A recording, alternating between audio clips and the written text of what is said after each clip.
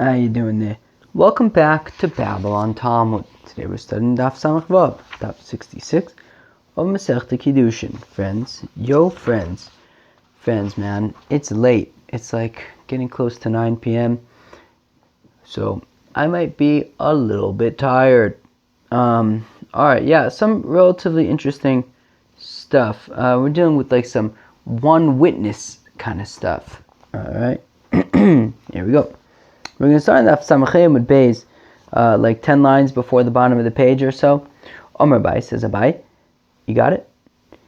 Omar lo eid echod ochalta chelev. So, oh gosh, I like barely even started already. Gotta like yawn. Oof. Friends, I hope it's going to be a good one.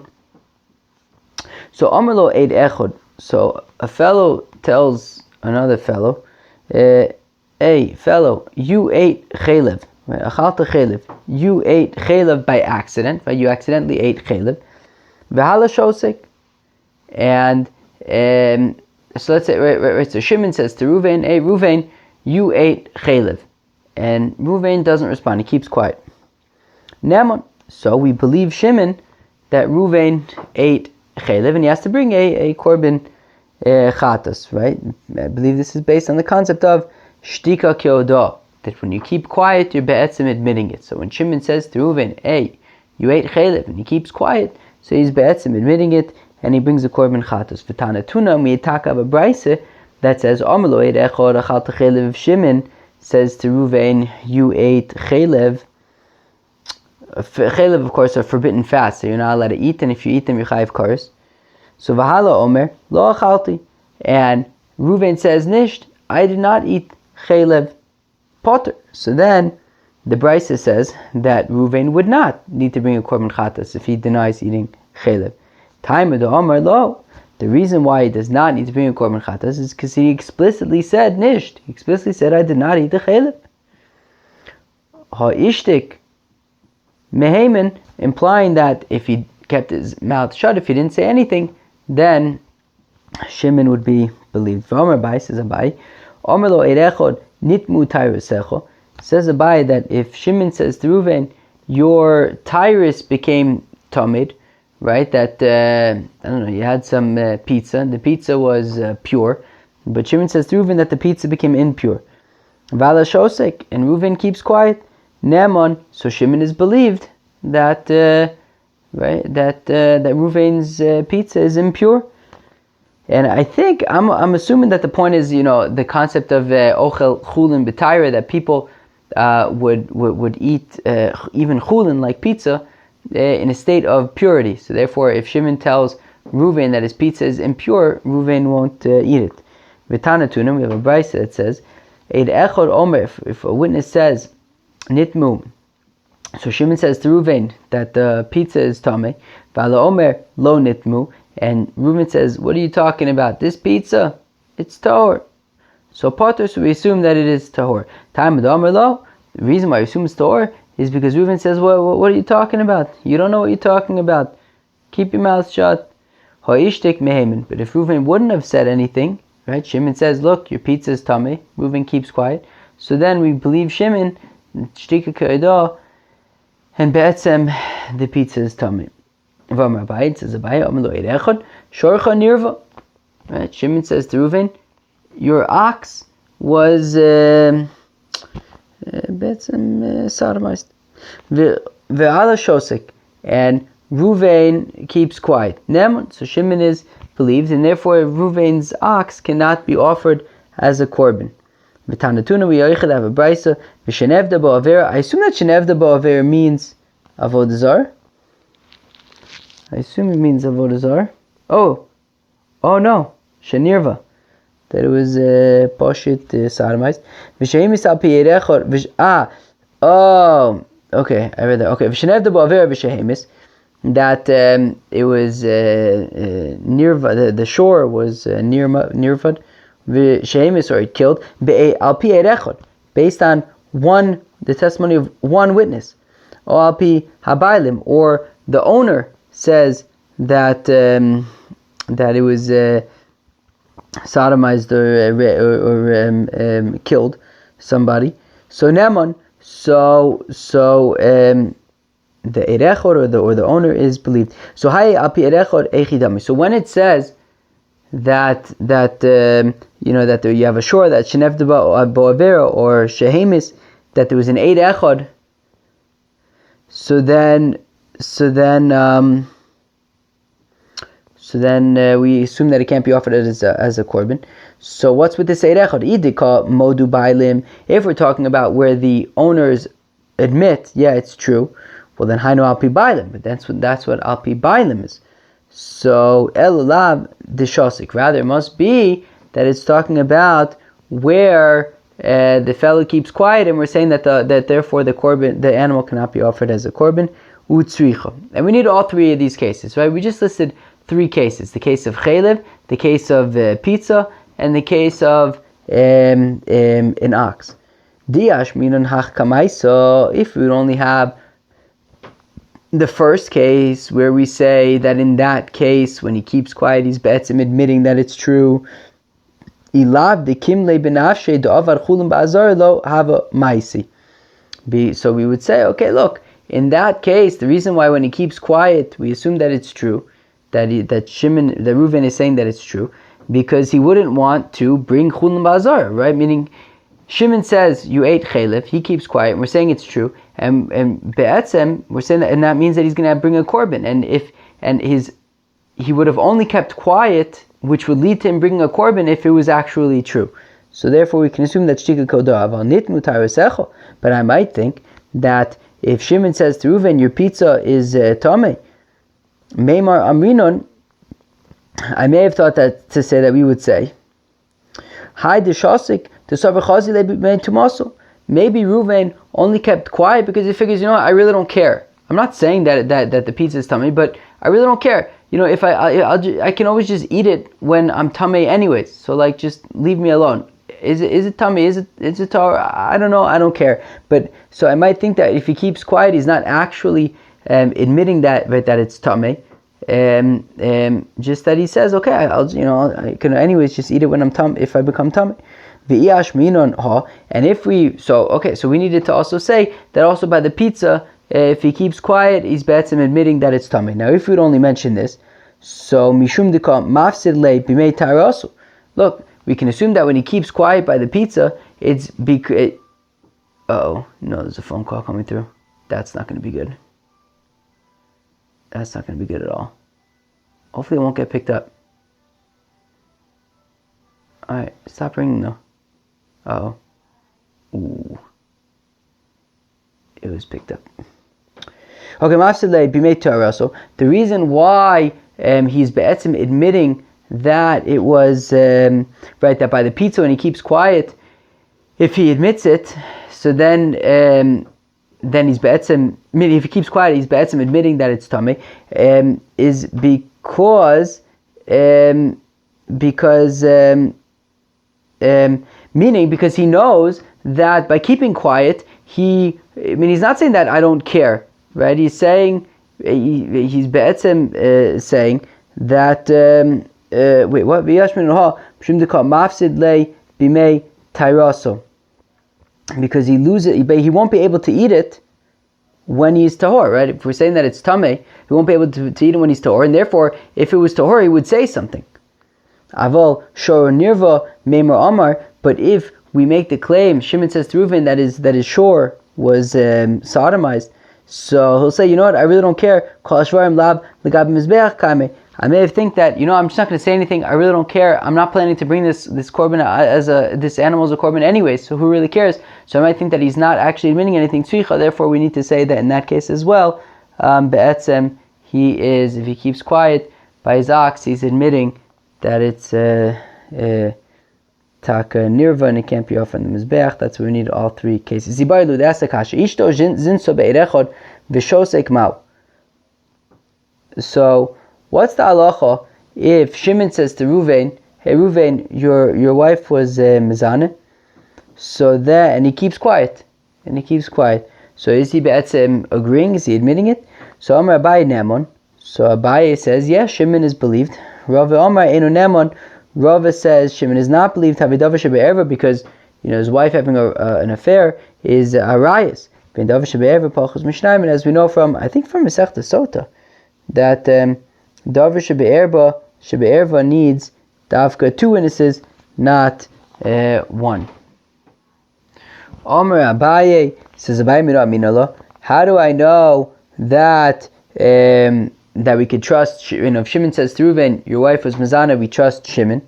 So Da'u Samyo Dav Masada Masnaisa Kame de Mashmuel, because there was a certain blind fellow who would teach brises by in front of Shmuel. Yom Echad Nogale V'lavakasi. One time, this blind fellow was late. He didn't come to the Beis HaMedrash. Shadud Shlich Abasrei. So Shmuel sent a messenger to find this blind fellow. Adazil Shliach Bechada Orcha Asayu Bechada. Now, what ended up happening is what everybody's nervous about on Shabbos, right? You have to make up with your friends in advance. If I go to your house, if you go to my house, we'll walk in this direction so we don't miss each other, right? But okay, what ended up happening was they taka missed each other, right? The shaliach went one was one way, and the blind fellow went the other way. They missed each other. Kiyasa shaliach, when the shaliach finally came back, Omar, he says to the blind fellow, Ishto Zinsa, he tells the blind fellow that his wife was Mizaneh. Also, the comment of my Shmuel, so now the blind fellow comes to Shmuel. Omarle, and Shmuel says to him, Imehemin loch zil apka. Look, if you, we're going to have to understand what this means in a second, but if you believe the messenger who I sent, so then, divorce your wife, don't remain married to your wife. Ve'ilo lo topic. But if you don't believe this messenger, so then stay married to your wife. My love, what does it mean if you believe the messenger or not? Imehemun oloch delav gazlano hu. It means that you believe him that he's not a gazlan. Meaning, right? So Abai is saying that Shmuel says to this blind fellow, look, if you have no reason to believe that the shaliach is a gazlan, meaning that he's somebody who's posel edus, right? A gazlan cannot be a testimony guy, a witness. So Shmuel says to this blind fellow, look, as long as you have no reason to assume that he's posel edus, so then if you kept quiet, you betzim admitted it. So then don't remain with your wife. So Abai wants to therefore bring a proof from there that this Eid Echad was enough to, right, Be'etzim, this messenger was saying to this blind fellow, right, so the messenger is an Eid Echad, who was saying that the blind fellow's wife was Mizaneh, and Shmuel saying, well, okay, so don't stay together. Rava responds, no, this is not a proof for one witness. Imehemen lach kivei trei zil apka vilo lo sapka. No, if what does that mean? If he's believed to you like 2, so then don't remain married. But if he's not believed to you like 2, so then remain married. But be'etzim you would have to have 2 witnesses and not just 1. Well, I guess the point is that he's not forced to. So I guess the point is that, meaning, whereas Abaye is saying shtika koda, so you have this messenger who's saying to the blind fellow, your wife is Mizaneh, and he kind of kept quiet, so be'etzim, you don't remain married. But Rav is saying, no, it's up to you, meaning he's just one witness. He can't force you to get unmarried, but if you trust him as you would trust 2 witnesses, so then maybe don't remain married. Says Abai, how do I know that one witness, right? If Shimon says to Reuven, your wife is Mizaneh, that he's believed. So the Tanya is within the Brisa. Ma'ase b'Yanai Melech.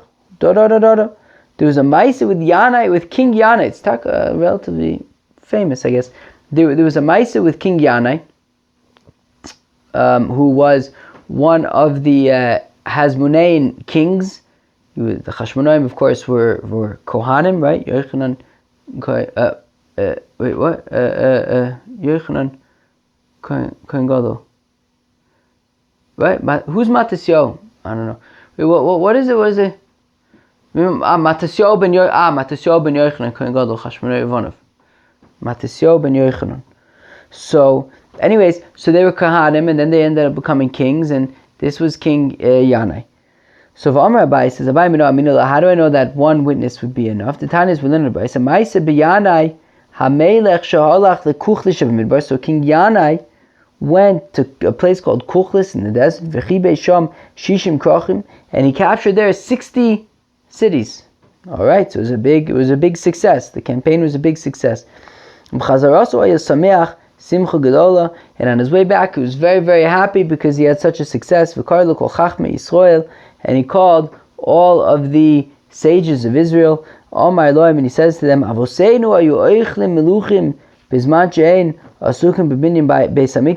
that our fathers would eat, I don't know, Rashi says it's some vegetable that's called meluchim, but I think the point is that it's not a very fancy thing by any means. It's a very modest thing, and he was kind of going down memory lane and being all nostalgic and saying how when our fathers came back to build the second Beis Hamikdash with Ezra, they had nothing, they had no food, all they ate were these vegetables called meluchim. When they were building the Beis Hamikdash, af anu, so for old time's sake, nochal meluchim, we'll also eat these meluchim, zecher lavoseinu, as a nostalgic remembrance to our forefathers, ve'elu meluchim al gabe shulchana shel zav. But there was a twist. Whereas their forefathers were eating these vegetables because there was nothing else to eat, they're eating these vegetables on tables of gold. Meaning, for nostalgic reasons, they're eating these vegetables that they used to eat, but they're also showing how far they've gone since then, and now they are bringing them on tables of gold. And they ate them. V'hayasham echad, and there was a certain fellow at the Suda, ish leitz, a real nudnik, levra, a bad heart, uvlial, a real nudnik, ve'elazar ben Pu'ira Shmo. His name is Elazar ben Pu'ira. Vayomer Elazar ben Pu'ira. Says Elazar ben Pu'ira liyanai hamelech. Yanai hamelech libum shal pushim alecho. And Elazar ben Pu'ira says to King Yanai, the Prushim, right? The Prushim versus the Tzedukim. The Prushim, the rabbis, the rabbinic Jews, they have something out against you. That's what Elazar ben Pu'ira says to Yanai Melech. The Prushim have something against you. So Yanai Melech says, so what should I do? Hakem loim b'tzitz shebenenecha. Well, make them stand up by, if you put on the tzitz, so it says Kodesh Hashem, says Hashem's name, and all the Prushim will stand up. Hakem loim b'tzitz, so he did that, and they all stood up, shebenenov, right, the tzitz between his eyes and his forehead.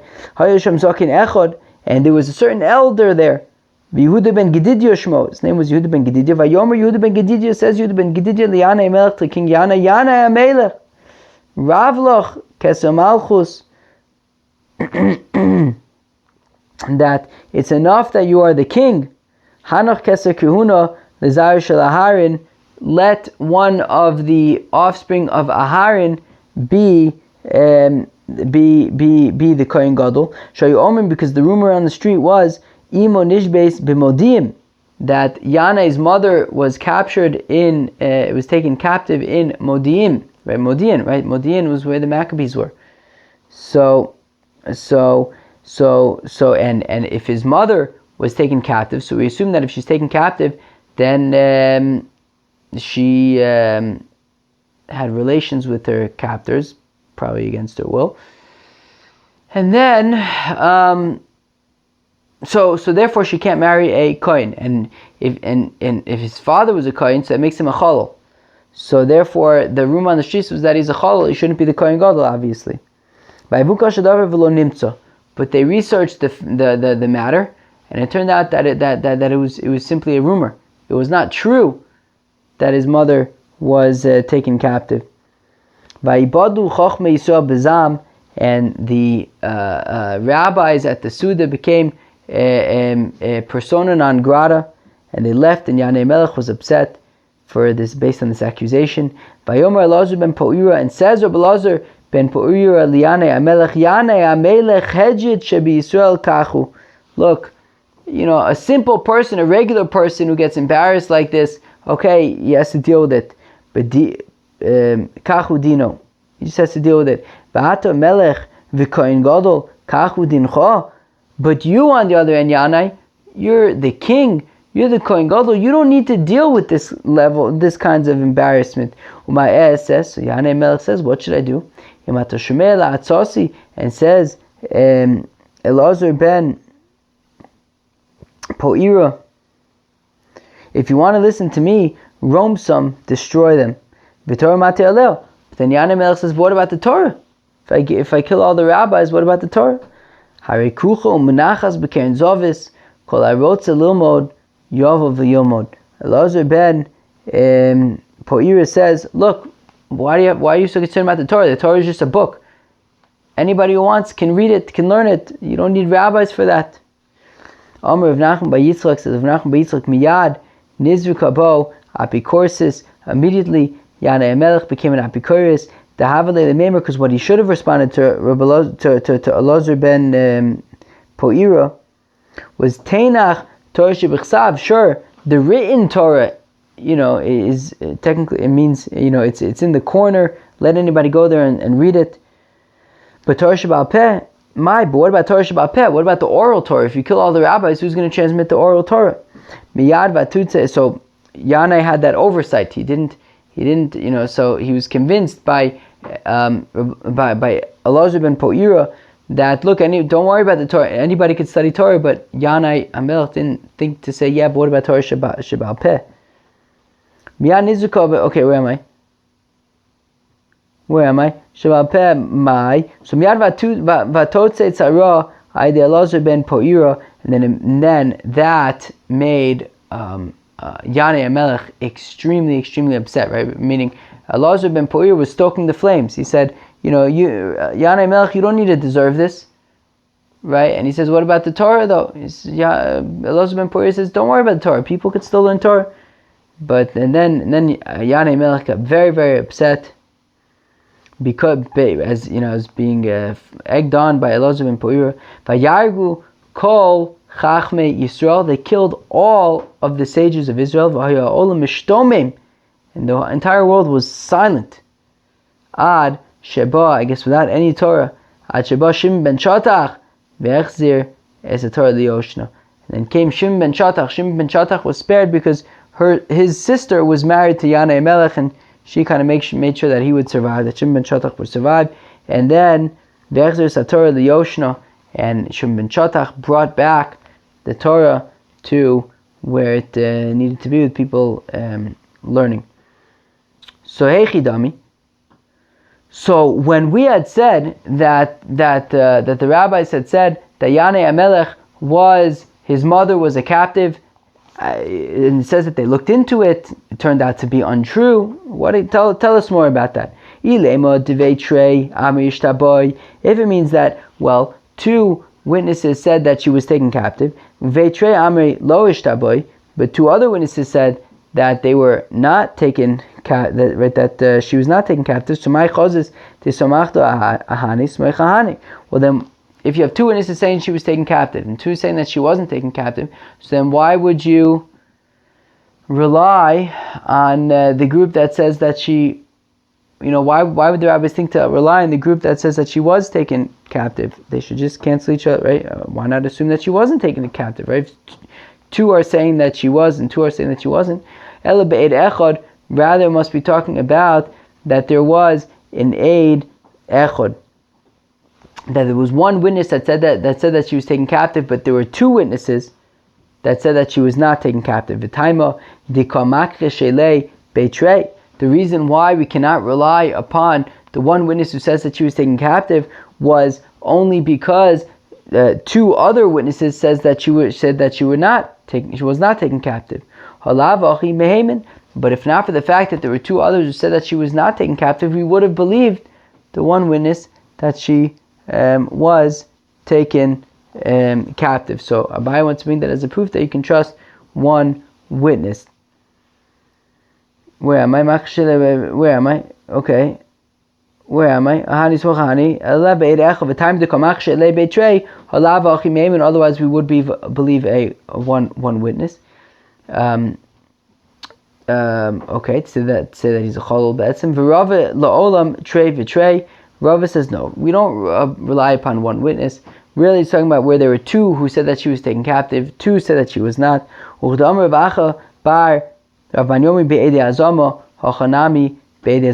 Rav Acha bar Manyomi says in some other case that we're talking about Eidei Azama, here also we're talking about Eidei Azama. We're talking about Eidei Azama are.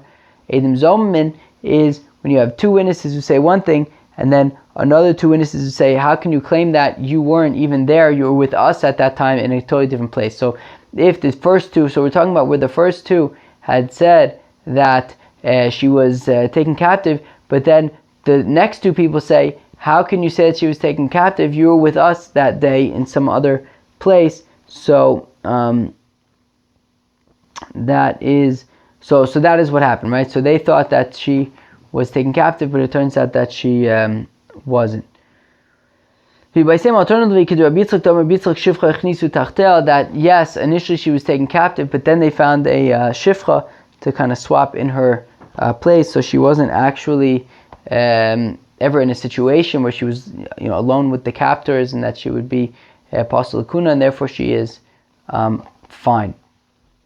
Okay, right, and Yana Melech is also a kohen; he's not a chol. On my Rav says, how do I know that you need taka two witnesses? The Tanan that we learned in the Mishnah, Reb Shimon says, Reb Shimon, Maise b'magura shall desakim b'yavne, that there was a maise with like a body of water, a small, modest body of water it belonged to a fellow called Diskim, or a place in Yavne called Diskim. Okay, b'yavne in Yavne. Okay, so there was some small little body of water in Yavne, and what happened? Shaisa omedes b'chezkas shlema, and the chazaka was that it had 40 sah, and people and vessels, right, can become pure inside of it. But then they measured it one day, and it turns out that it didn't have the requisite 40 sah. So called tyrus shenaisu al gaba. So any tyrus that were made in that mikvah, assuming that it was a kosher mikvah, Reb Tarfon would say, yeah, it's fine. Anybody who dipped in that mikvah, you can assume that you are tahor, and that just, since then it became tameh. What? No, since then it became less than 40 sa'ah. But anybody who went in is tahor.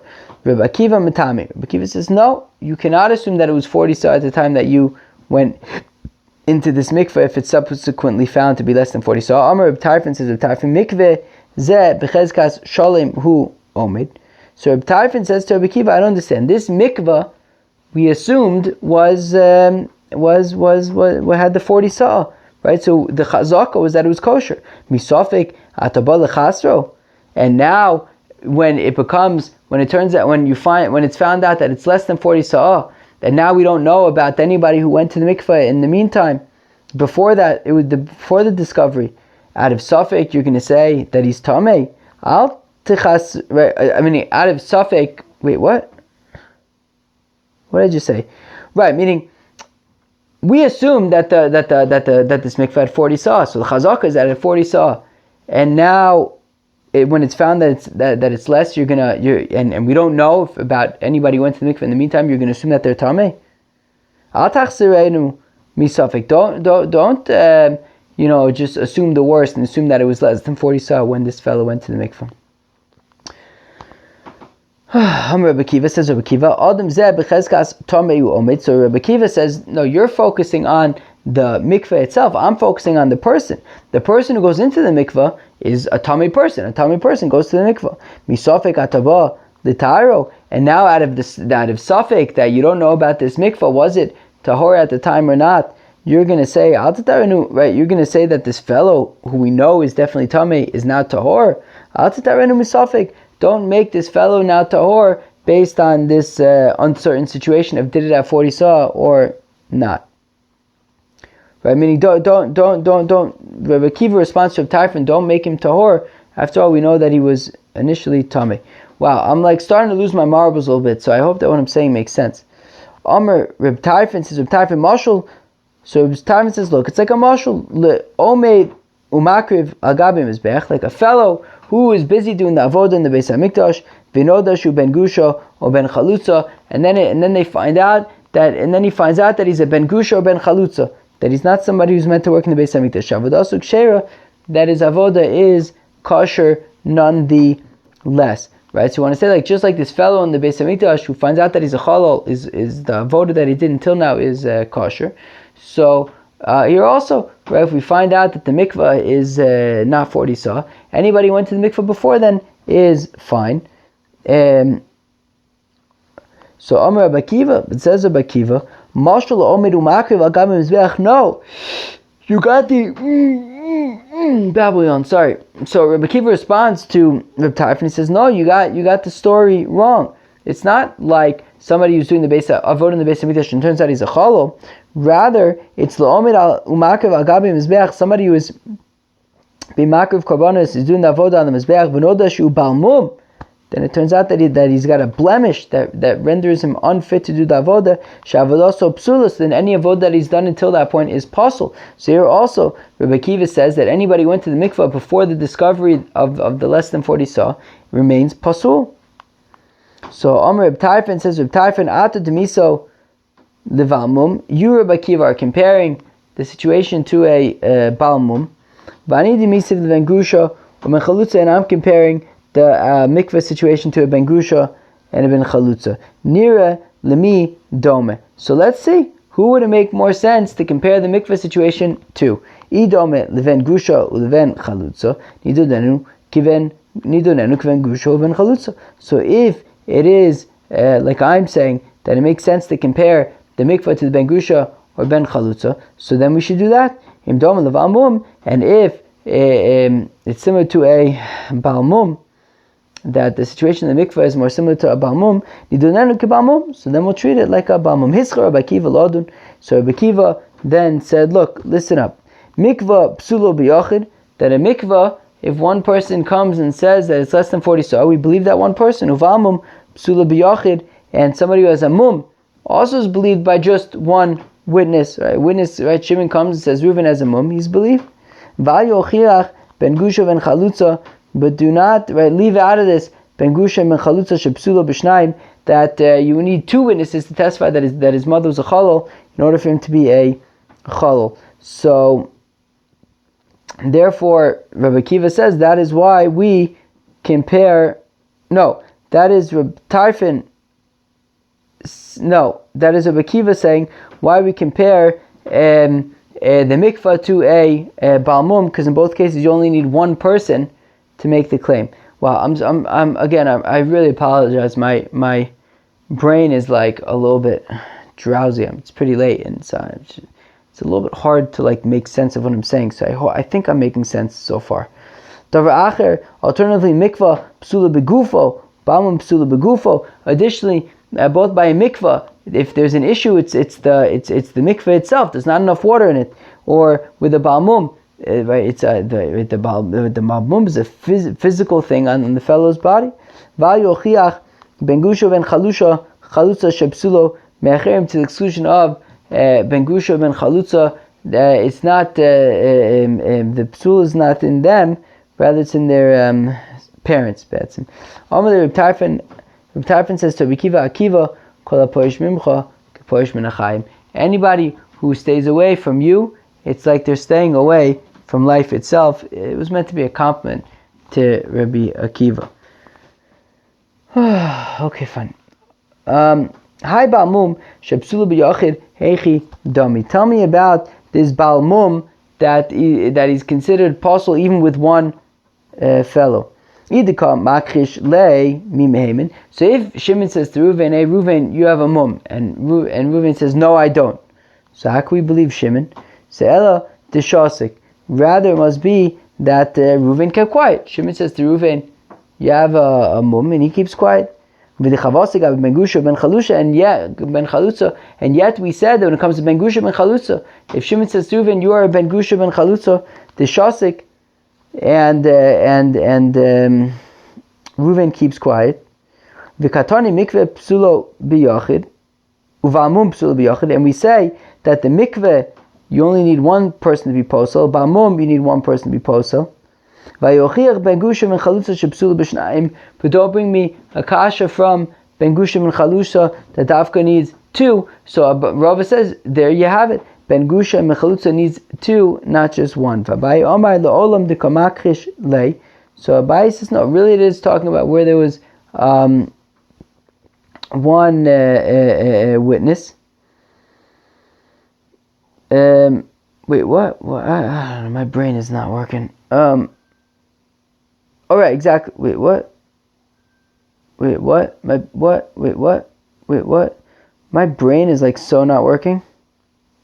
I'm like, I could like fall asleep right now. Wow, I can't even remember what I read like 2 seconds ago. My brain is done. So anyways, apparently we're talking about where there was one witness and he kept quiet. Because if he was makrishit, so then we wouldn't be able to trust him. Dude, my brain is done. With the comment, okay, we're saying that would not apply to two. Dude, what? Right,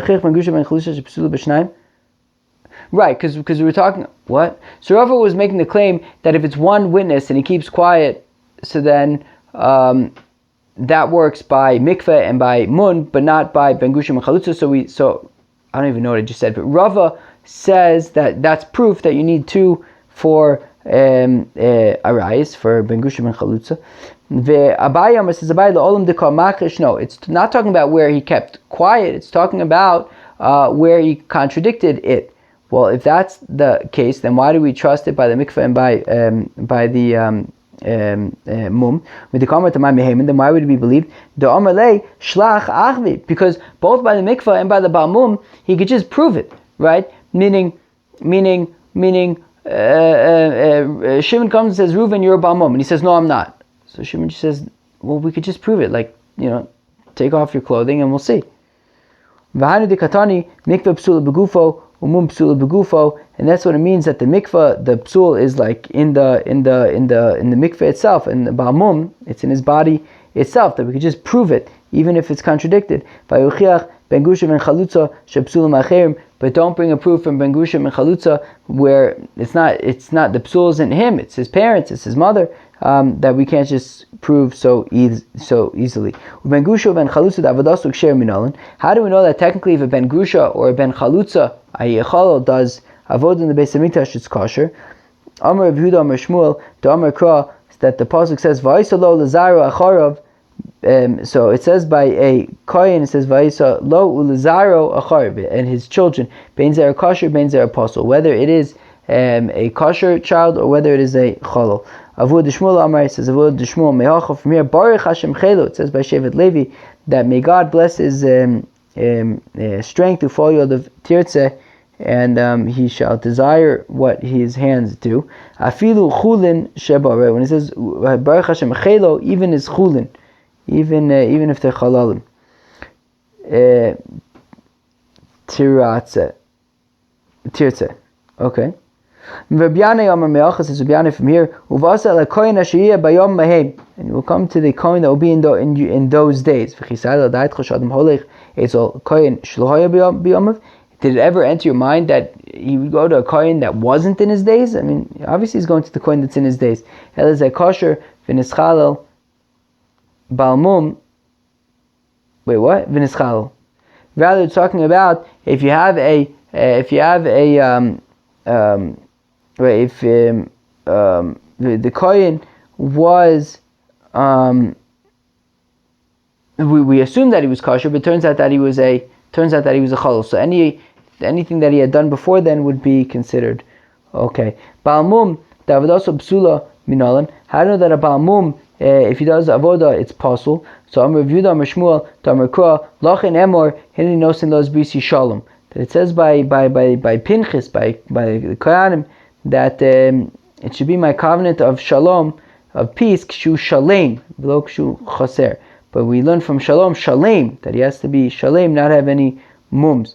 V'ha shalom ksiv, it says shalom, not shalem. Amar Nachman vav to shalom ktiyahu, that the vav in shalom is not really, the vav in shalom, that the vav in the word shalom is cut off. I'd have to look that up in like is that true that the word shalom there is like split in two or something? So basically it means shalem, whole. So it means whole, no mums. Friends, I'm going to sleep. Peace out.